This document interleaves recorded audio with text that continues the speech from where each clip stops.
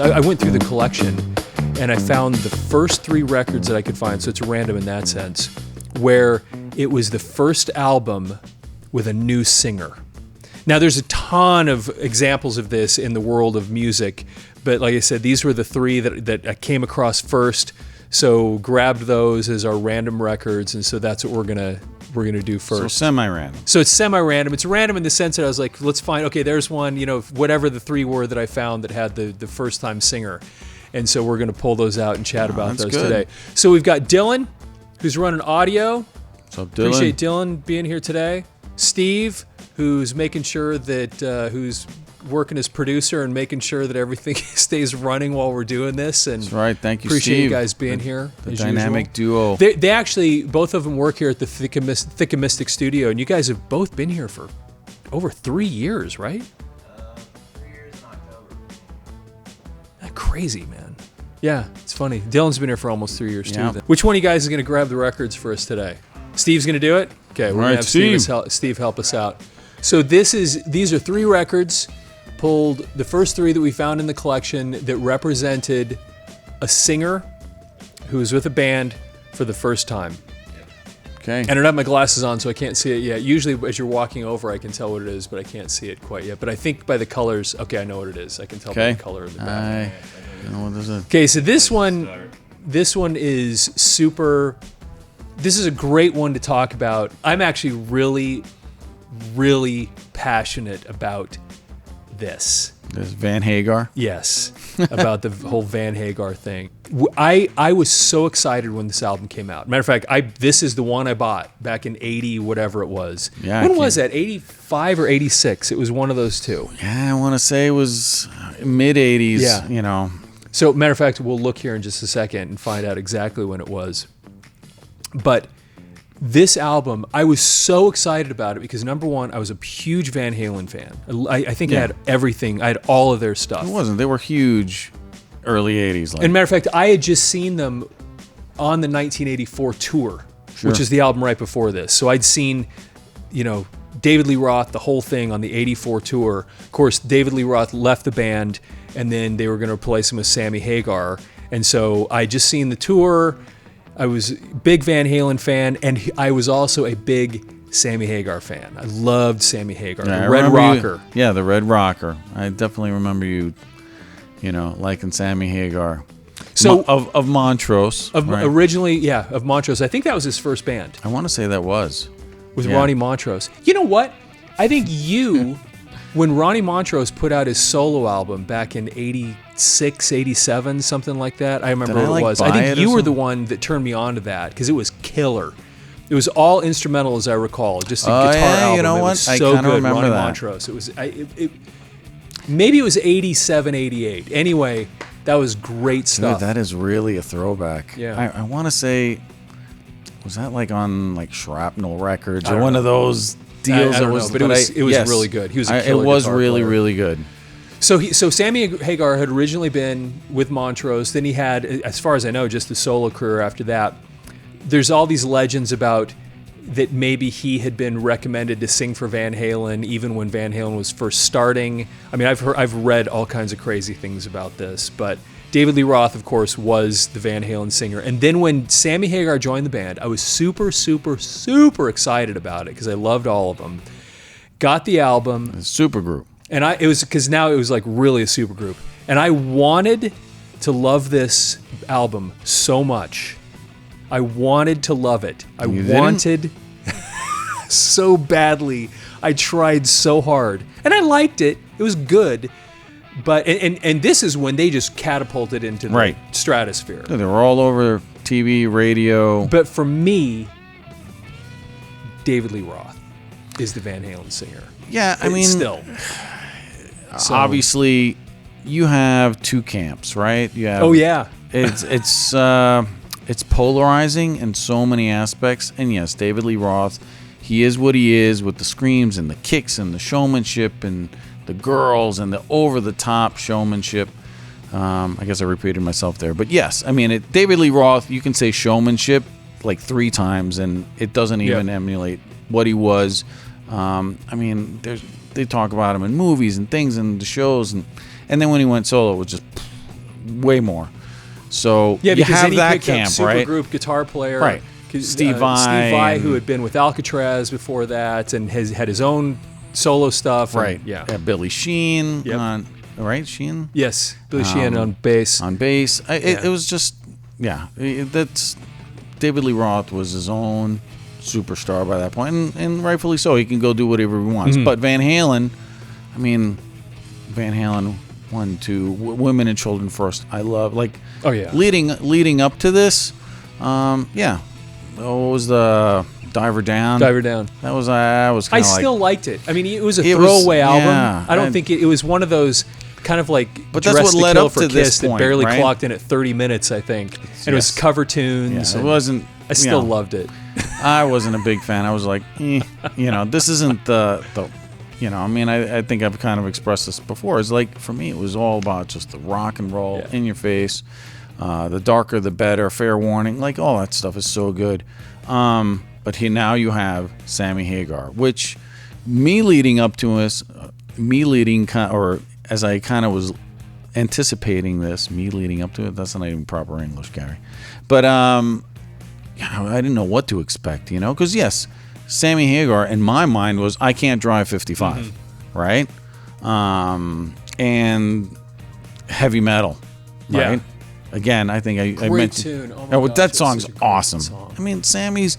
So my Three expectations. Lock Box. He had a bunch Yeah. of he had a bunch of great tunes. The we mentioned him also when we did, was it Rick Springfield, when he wrote the song there. So my expectation for Van Halen with Sammy Hagar was like they're gonna turn it up a notch. It just as far as and he's awesome. He's got great pipes, which Oh, he's one of the best singers. and he's still. I mean, great. He's Sammy's still like in his 70s, Yeah. and he's still rocking. I mean, if you listen to Chickenfoot or any of that stuff yeah. that he's put out, It's great. it's great. Sammy has not lost a step. Good job, Sammy. If you're watching this, which, just saying. So 5150 comes out. So it comes out, and the thing that I remember, I brought this thing home. I was so excited. I put that first song on, and I actually really liked it. But the thing that bothered me is that in that very first song, he tried to do a David Lee Roth bit. Because David Lee Roth was like hey, I like the way the line runs at the back of your stockings, in the middle of the song, which was so cool. And Sammy Hagar tried to do that with the first song on this album, where he goes, "Hey, waitress, come on," whatever. Yeah. And he Oh, starts saying, yeah. I'll have some of that, rack of what? And I instantly thought, Oh, no. oh no, he can't. Don't try to be. Yeah, just you be can't- Sammy. You can't outdo David Lee Roth. You can't be David Lee Roth. Only he can. So that really bothered me. I still liked the song. It was a cool tune. And there was actually, but for me, the problem was that, and this is, once again, people will totally disagree with me, and I get that. But this is from me personally, because believe me, I wanted to love this because I was such a fan. It felt like in the songwriting that they clashed. And what I mean by that is you had like Dreams, the song Dreams. You're going to have a hard time finding a better, more beautiful chorus line. That's what dreams are made of. I mean, the whole thing is so beautiful. But then you go to the verse, world turns black and white. And I go, and it felt like this verse is terrible, and the chorus is one of the most beautiful things I've ever heard.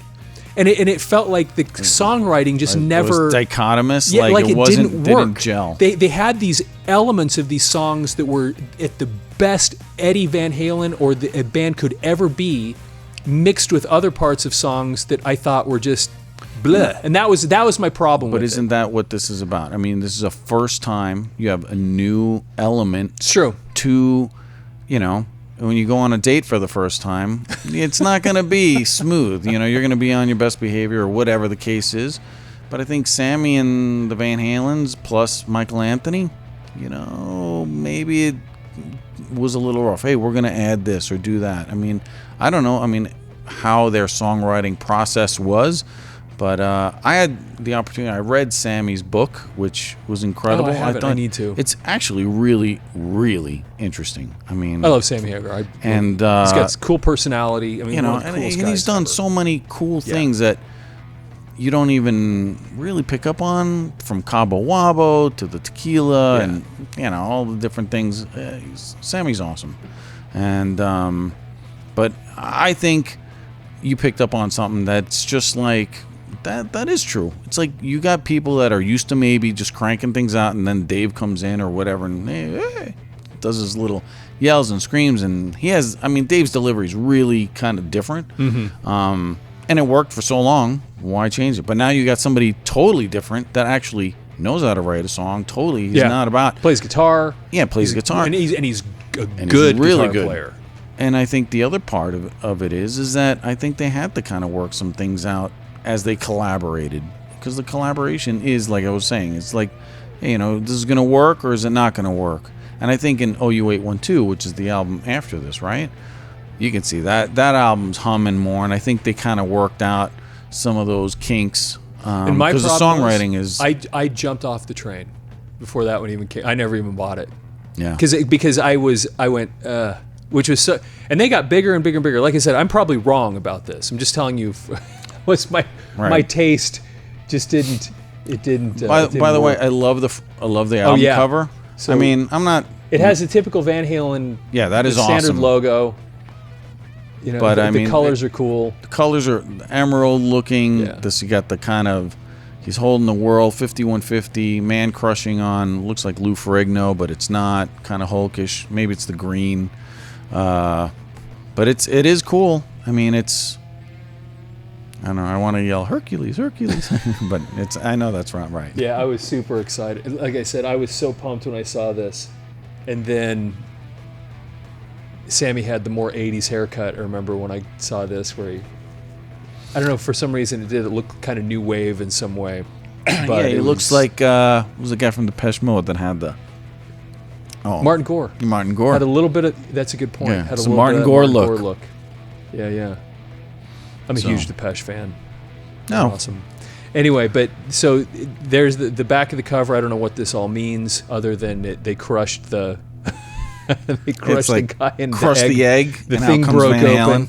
And so actually, let's real quick look and see what the year was on this, so we can know for sure. Oh my gosh, that can't be. What was that? So I was saying, oh no, that's right. I said 85, 86, right? So this is 86. I think you said 87, 88. 87, 88 was the Montrose. Could be. I think that's what I said. Well, anyway, we'll because check it on this had to tape. be 85, 86 because 1984 came out in 1984. We're going to have to fact check you, man. I know. We're going to go back and rewind on this thing. You know what? I mean, the thing is, mid-80s. Yeah. So let's take a look on the For inside. sure. That's actually really cool looking. That is really cool. The Looks Van like Halen logo on black. looks like it's like a ring. Like you can wear it.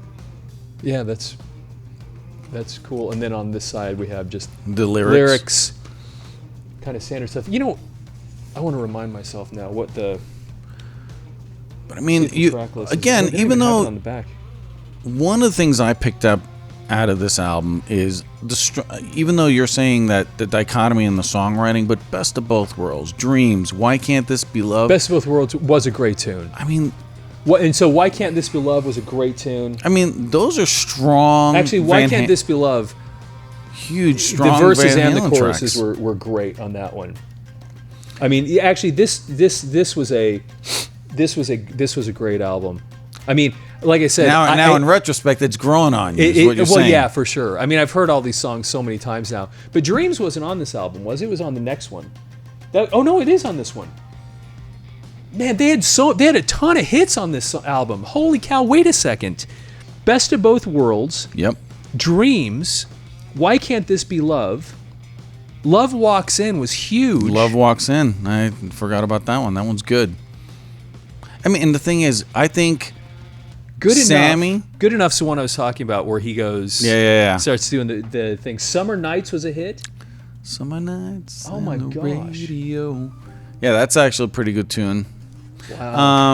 I'm feeling stupid about my comment, but I still stand by it because there was something about it that that just rubbed me wrong, and it didn't work. You for and me. like a billion other lot Van of other Halen people. fans Yeah. were like, "This isn't Van Halen anymore," and it's true. I mean, that's why it's polarizing. Exactly. But it's great. Super, super strong album. And one of the things I do like is I think Sammy and Michael Anthony and their harmonies, and when they're hitting some of those crazy high notes when they're singing, dude, that sounds good, man. Yeah, and a lot of people don't realize that signature background vocal that Van Halen has. It's Michael Anthony. It's Michael Anthony. Michael Anthony's awesome. Yeah, it was disappointing going to see them because I saw Van Halen 5-6 years ago with David Lee Roth back in the band, but with Wolfgang playing bass. Playing, yeah.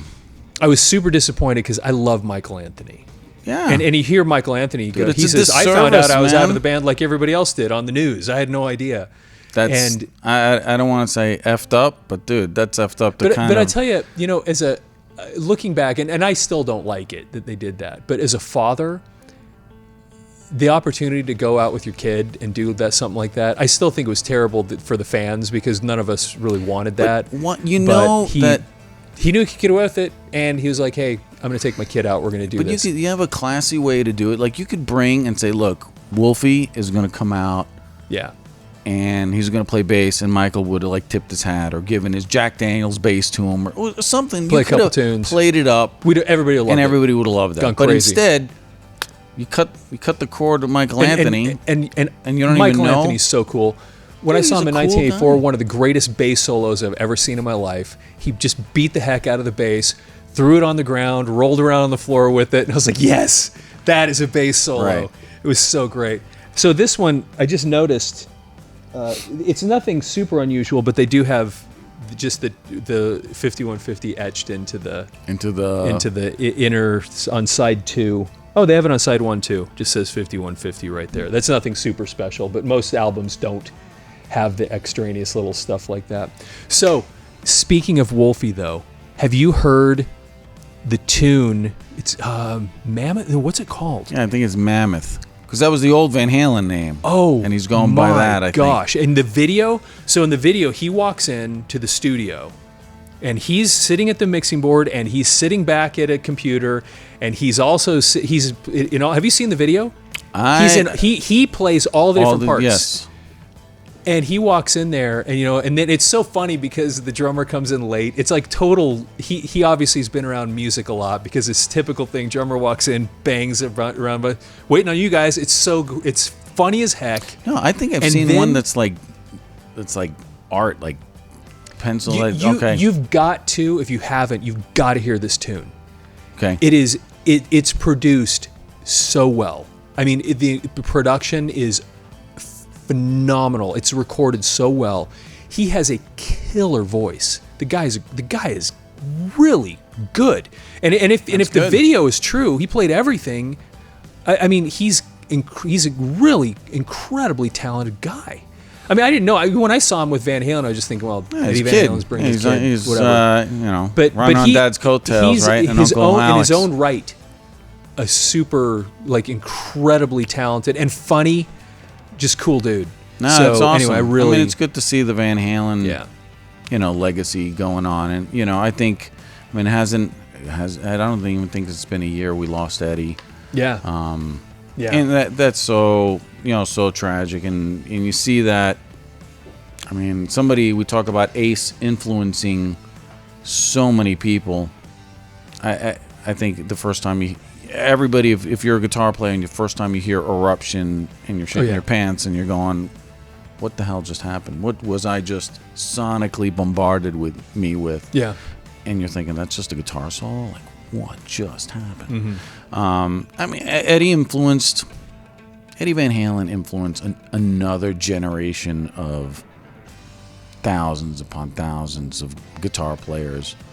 We mentioned, Steve Vai and so many other people that I think, things that were happening, in the music industry there. I mean, that was a whole new Yeah. direction. Yeah, we can go on and on, but that's a great pick. Yeah, that So was awesome. Sammy Van Halen, first album, and he went on to do 3, right? So With Van Halen? yeah, I don't know. OU812 and Foreign.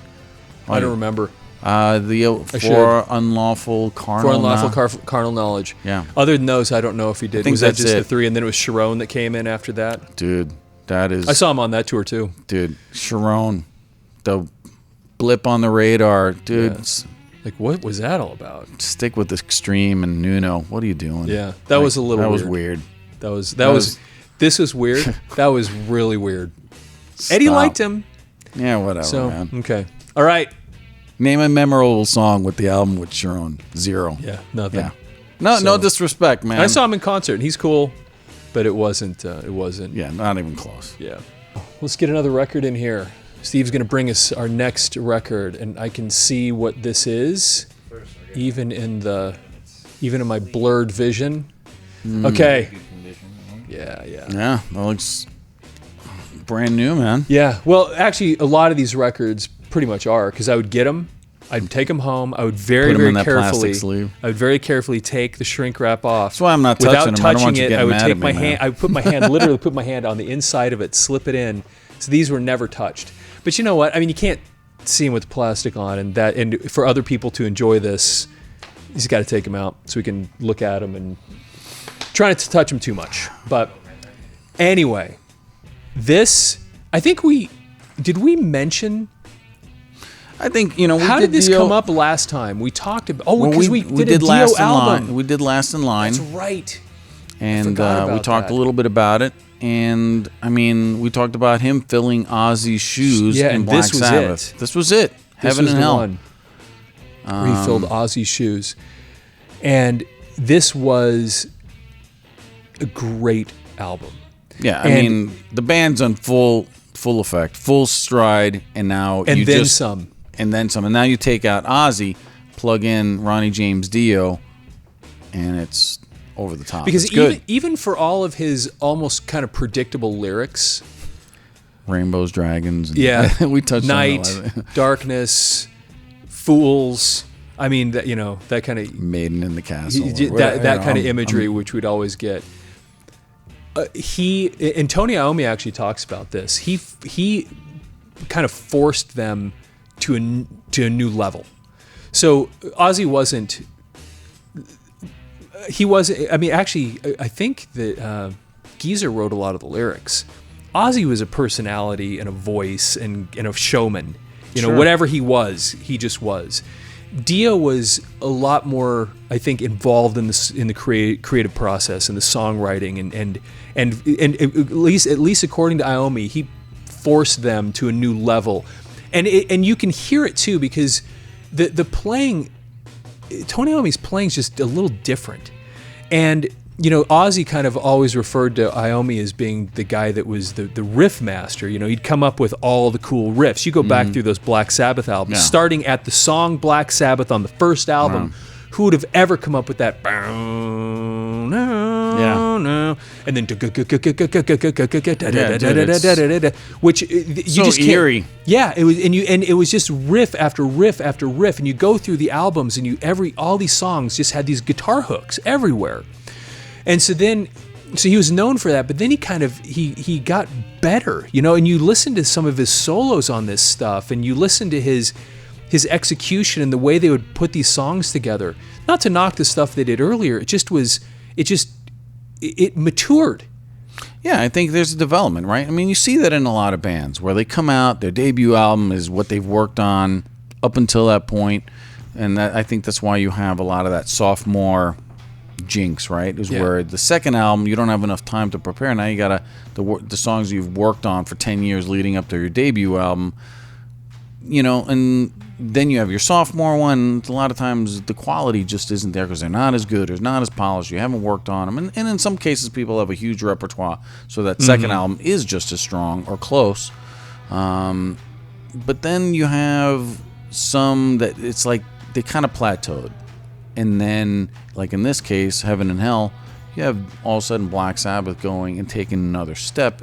I think it's progression, it's evolution. You have you mentioned Ozzy is a front man. He's not David Lee Roth. He's, in one word, Ozzy. He is who he is. If you ever seen him in concert, he's unmistakable the way he acts. Yeah, dude, and he's constantly presence. taking his microphone on and off the stand the entire time. Just moves it on. It's hilarious watching him, and he jumps and he. I mean, and he's so Ozzy's funny. not athletic or anything like. I mean, it's not, and just watching him kind of move around the he has stage. that It's weird, hysterical. It's amazing. Yes, exactly. I mean, it's so great. I love watching him. It's really cool. He's a different character, man. But now you got Dio coming in, way more serious. No, he's strictly business, man. He's all business for sure. And and a lot of people had a hard time with this album because how do you replace Ozzy? But interestingly, and I've actually listened to other people in interviews talking about this that are close to our age, that were introduced to Black Sabbath with Dio and not Ozzy. The first time I ever remember hearing Black Sabbath was the song Mob Rules on the album Heavy Metal, which is not the same version of Mob Rules on the album Mob Rules, by the way. I don't know if you knew that, but they actually re-recorded it for the album. So the one on Heavy Metal is a totally different recording than the one on the album. They sound very similar. I actually like the one in Heavy Metal better. His voice it's mastered a little differently. His voice sounds a little stronger. But the one in Mob Rules is great. But the point is, a lot of people, got into Black Sabbath, and we'd buy Mob Rules, and we'd be digging this stuff, and then all of a sudden, and we also knew, I remember, because I'm a kid, I'm like, what, 12, 10? I don't remember how old I was when this came out, but then, I know of Ozzy, and I know of Black Sabbath, and I love Black Sabbath, Mob Rules, and then I start learning, wait a minute, Ozzy was in that Black Sabbath? I mean, once again. Yeah, and that's part of, I think that's part of, like, the rock history culture. Yeah. We got in, when a lot of all of a sudden these changes are happening, right? Robert Plant's a solo artist? Wait, he was in Led Zeppelin? I mean, these are the same type of things. I knew Ozzy from, Bark at the Moon and Randy Rhoads and, that era. Yeah. So he's a solo. Oh, wait, he was in Black Sabbath? For me, I heard Black Sabbath on some record I bought, and they had Paranoid was like on some, what are they, compilation record of something, and I'm like, wow, this is cool. And wait, that's Ozzy, the other, and I agree. And so you're backwards learning how all this thing, and that's how we learned, right? It's like, oh wait, you're here, but now I go back in time, learn about the band that you started out in. Dude, like you said, the first Black Sabbath album is incredible, dark, eerie. The rain.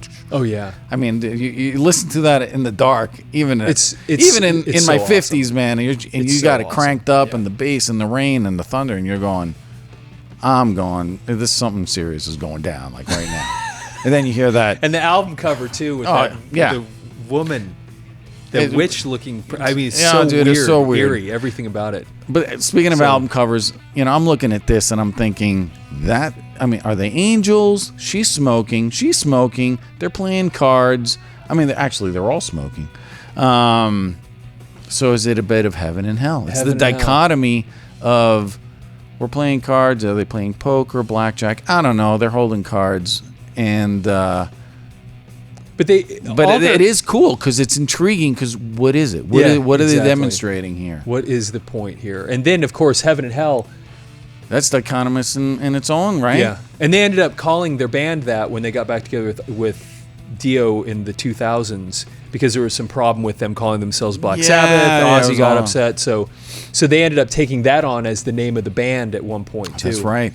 So they called themselves Heaven and Hell. But yes, it was an intriguing cover, and a lot of their covers were trippy. I mean, weird stuff. Like Born Again was, what the heck is that all about? With the purple, the little baby with the. Yeah, that was weird. And you go back to the first album. Anyway, they had so many. I mean, Sabbath, Bloody Sabbath. That cover is just. They had so many weird things they do. Mob Rules was a great cover. Anyway, so this one was.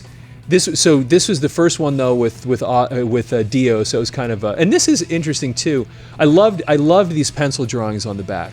Yeah, that was very kind of the era in those days. Even you see a lot of that, and I think on that Led Zeppelin bootleg that we looked at, it had kind of a similar thing in the back. Remember, it has all the has the pictures looked really posterized, and this one really looks like it had been sketched at some point. Sure.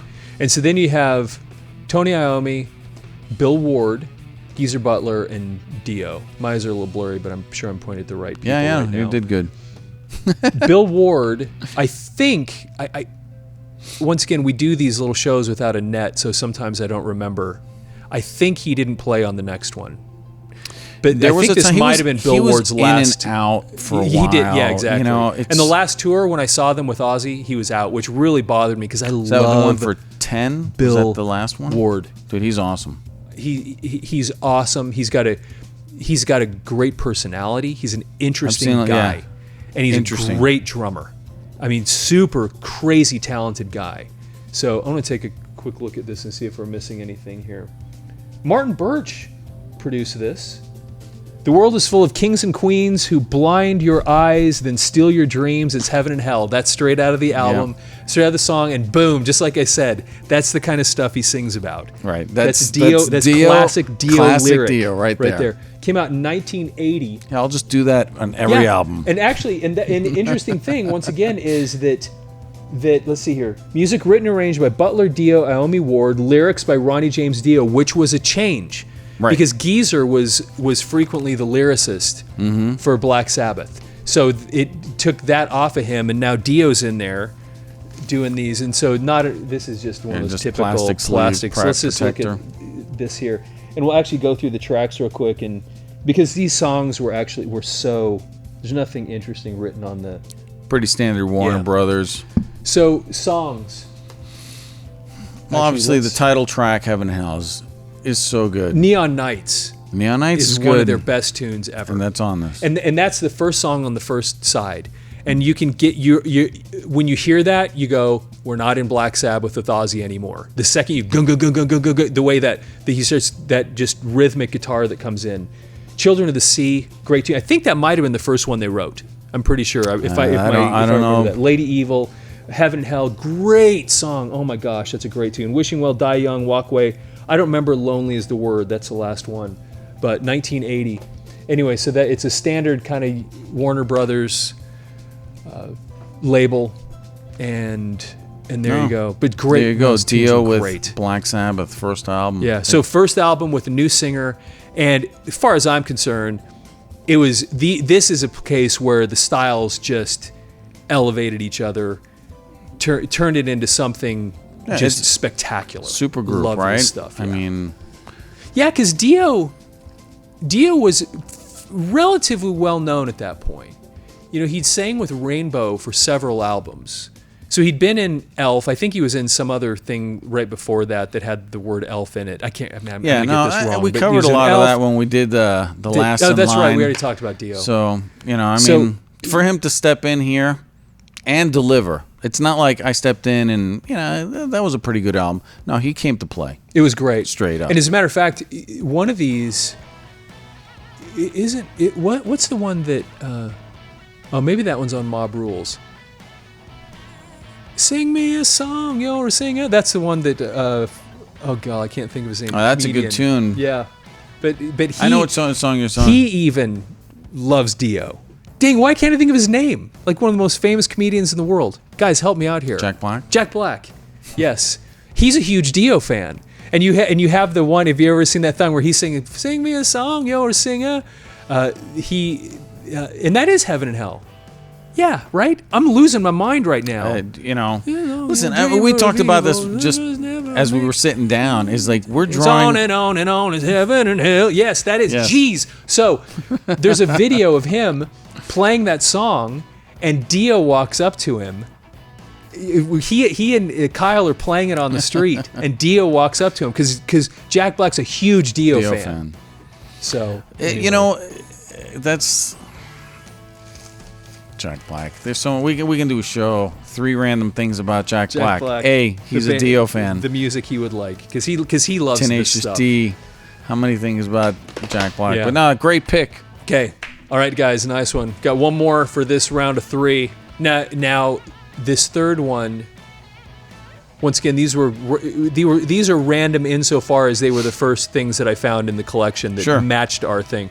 This one is weird in that way because it's not really his first time with the band because it's a new band, but it's really not. Well, I mean, they couldn't- it's a band where they couldn't- replace the singer. Yeah, Right. No, it fits the mold because you can't be Rage Against the Machine with Zach De La Rocha and you replace it.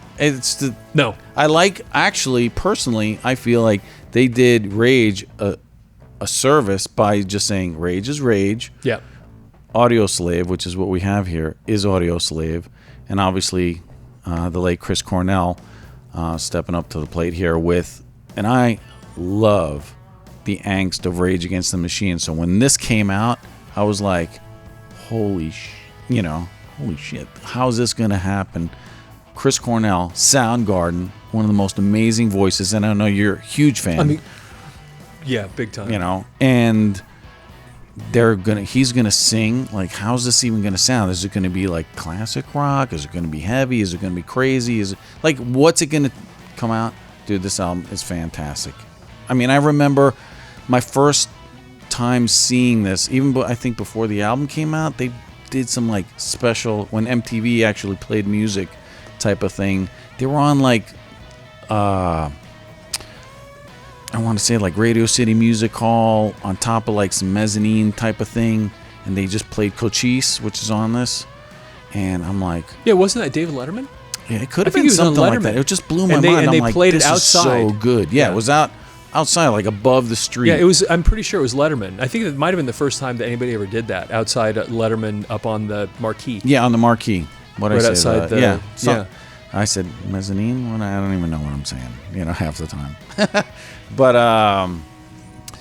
yeah, no, and then I went out like I think that next week, and I was like, I got to get that, and this is it, Audioslave, man. Yeah, This is incredible.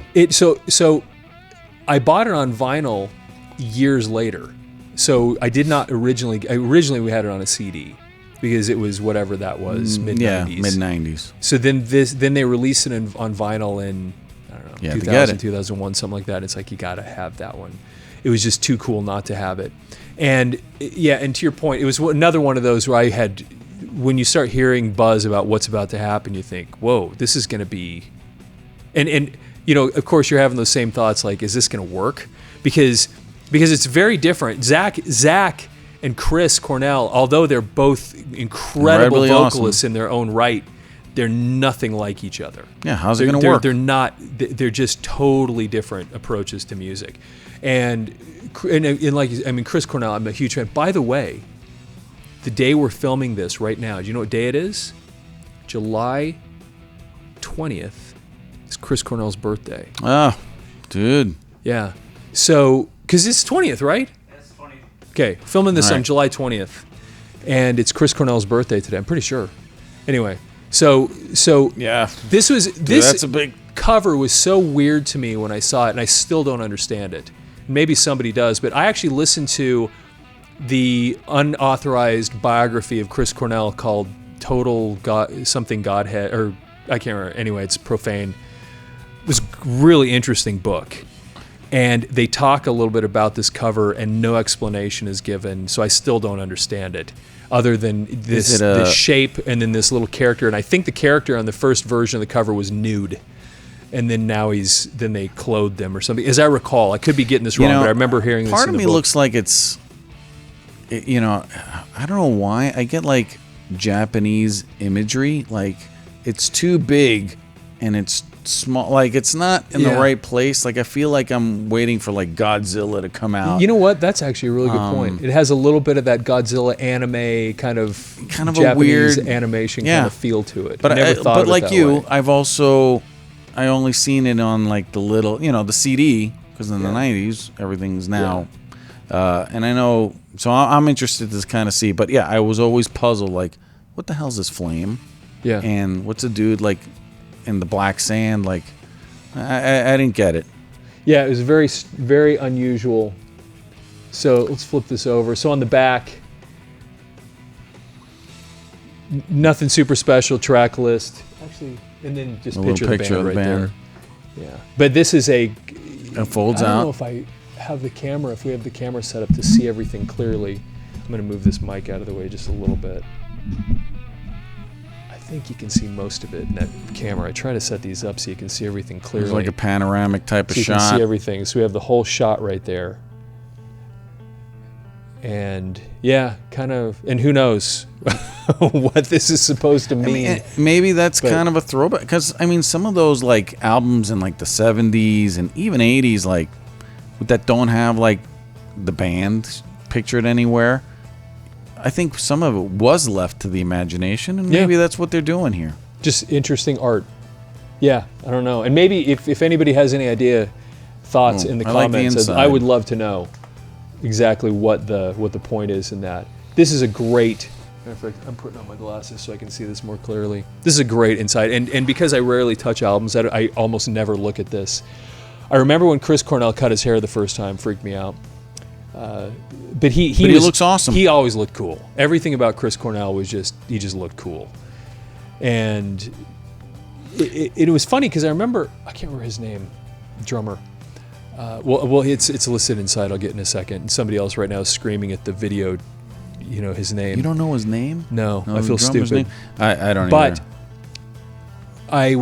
I don't know if it was an interview or an article I read that him talking about when they first got together with Chris Cornell. And he said that, they got together, they jammed. It was just kind of an idea that a bunch of them had, and they got together, and he says, I'm sitting there behind the drums, and then there's that voice. Because these guys were fans Of Soundgarden. of Soundgarden. They were, I mean, who wasn't really? I mean, they were such a great band. And so, for them to all of a sudden, like, man, we're actually here with Chris Cornell. That voice, that just a defining the voice of the commanding 90s thing. and grunge Yeah. and all that. Because this is, I can't remember. This is late 90s, mid to late 90s, right? So Yeah, look, what's the year that this came out originally? What's that? I think that's early 2000s. Well, That this. came out when I was in like middle school or high So is it 2000? So it says 2002. Was it actually 2002 they got together? Yeah, it was. It was. It was. I'll tell you why.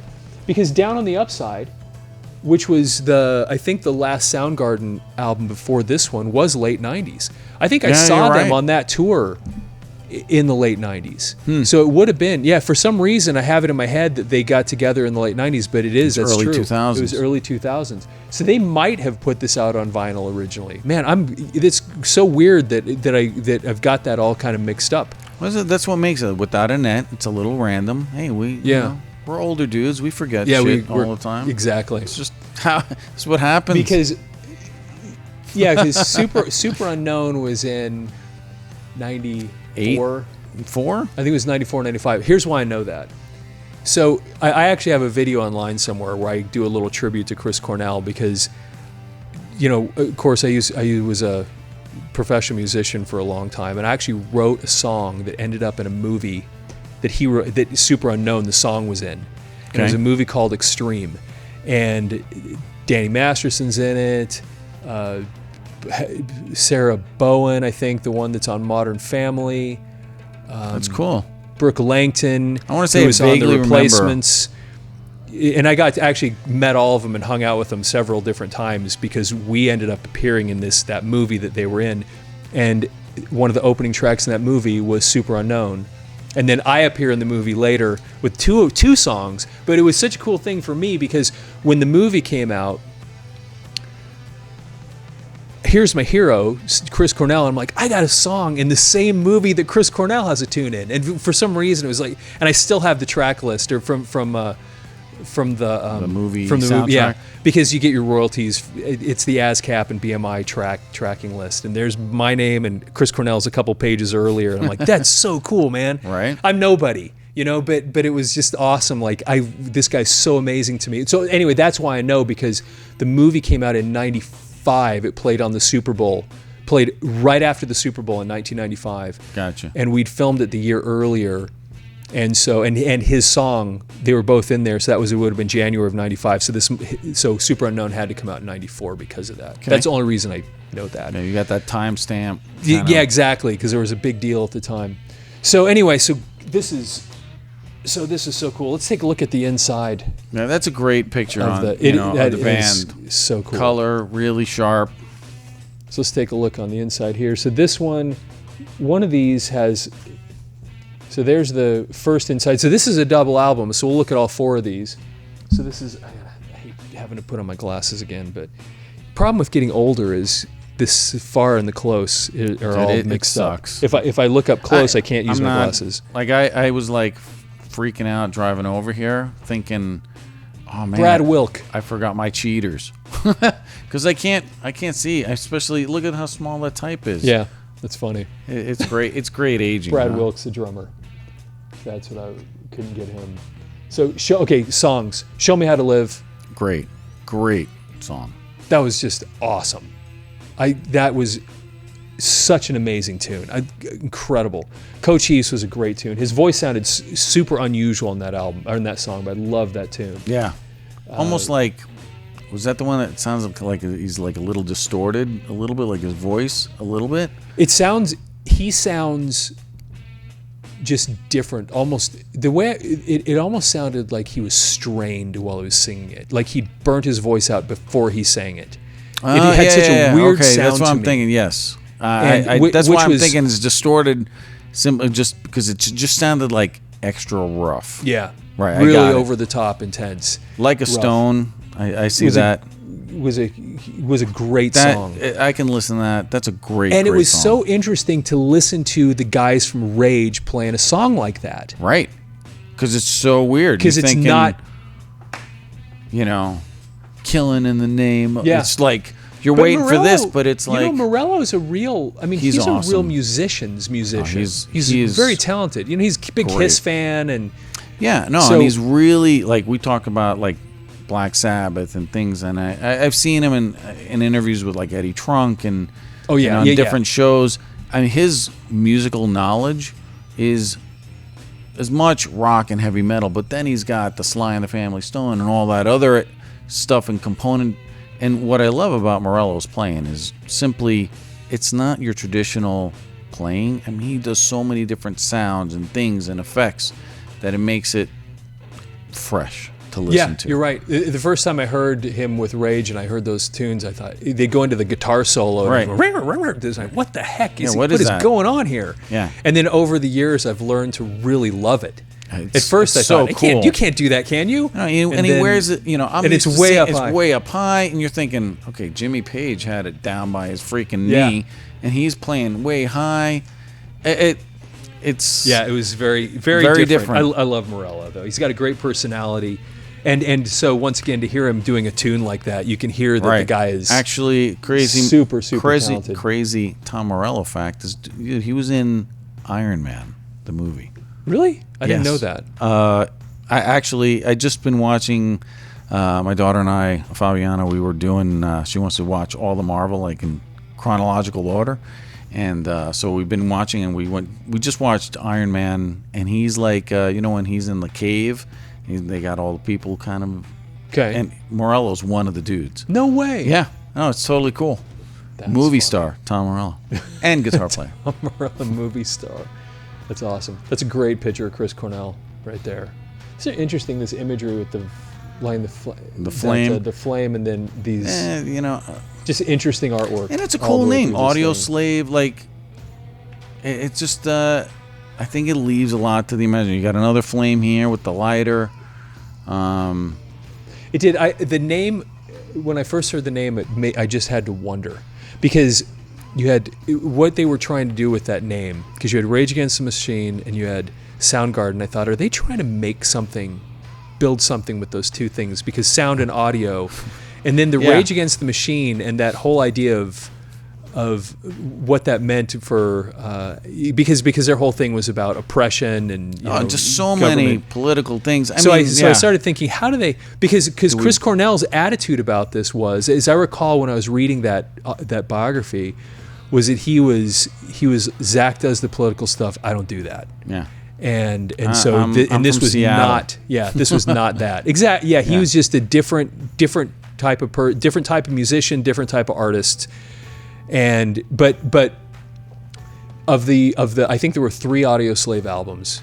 I was thinking there was 2. I was just thinking about. I think that there's when a you said third that. one, but it was kind of forgettable, as I recall. The third one was, and I'm pretty sure I have all 3 of them. I'm almost positive there's 3. But this one, I think by fact far, check again. Yeah, I think this one by far was the best one.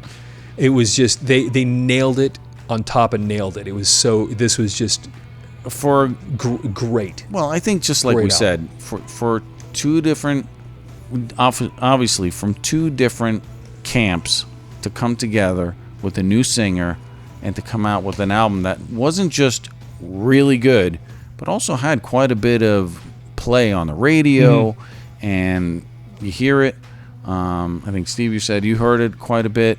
It got a lot of play, and I mean, Rage was kind of an underground type of thing. Obviously, Soundgarden was huge, so to even come into that middle ground and get some airplay, and kind of, again, I hate to use the word supergroup, but I mean, and that's what they were. I mean, we can talk Rage, we can talk Soundgarden, but this is its own unique thing. It's not either, and I think that's what makes this album stand on its own 2 legs in Audioslave. Yeah, and the fact that it worked as well as it did. It's great. It was for me a incredibly pleasant surprise, because I kind of didn't expect it. I didn't go Van Halen I 5150 just didn't, on you. yeah, I wasn't. This one did not just. I walked away from this going, man, they got it. For some reason, I don't know how these 2 styles came together the way they did, but man, this is good. And once again, that song "Show Me How to Live" and "Gasoline." I mean, they're so powerful. These tunes are just so They good. all are. They're good. I So- think they complemented each other really well. Yeah, Well, that's cool. that's a good trifecta. All right, 3 albums of was good. singers that were in new situations or with the band. Right. For first time efforts with a new group. band. Yeah, that was good. Really cool. Semi-random. All right, man. Very nice. Great. Audiomover.com. And thanks for watching, and we'll talk to you again soon. Oh, don't forget to subscribe, like, and what else? Oh, yeah, leave your comments, too. We actually went through and on TikTok, I think I responded. I got a little carried away. I think I responded to everybody. There were hundreds of comments on there. But it's interesting interacting with people, especially people that are passionate about this stuff. No, So, we appreciate everybody that has taken the time out to comment, to watch the videos. We do this because we love it. It's something that we enjoy. It's something that, like you were saying as we were getting started, is you don't have. It's not like you can just go to Starbucks and be like, "Hey, what do you think about Audioslave?" Or Van Halen with Hagar. What do you know? It's not something you strike up a conversation They'd be with. So it's like creeper, I'm out of here, right? Exactly.